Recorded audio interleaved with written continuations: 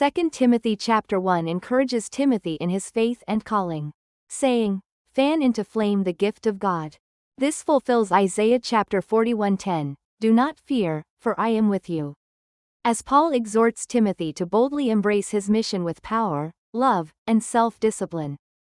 God's heart desires us to cast away fear, utilize the gifts He has given us, and remain faithful to His purpose and the gospel, living courageously in His calling. 2 Timothy chapter 2 emphasizes Paul's encouragement to Timothy to pass on the gospel faithfully, saying, "Entrust what you heard from me to faithful people."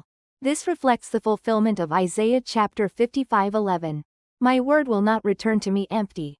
As the gospel continues through generations of faith, Paul likens faithful ministry to the dedication of a soldier, athlete, and farmer, urging Timothy to remain steadfast.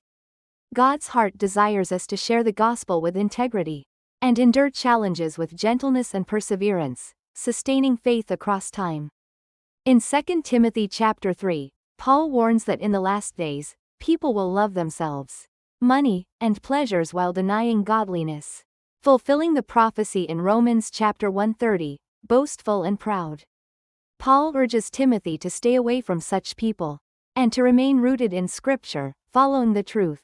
God's heart desires us to cling to His word, standing firm in faith and godliness, even amidst challenges, walking steadfastly in His ways. In 2 Timothy chapter 4, Paul reflects on having fought the good fight and kept the faith, preparing for his departure while entrusting Timothy with the mission of spreading the gospel. This reflects the fulfillment of Jesus' command in Matthew chapter 28:19-20. Make disciples of all nations.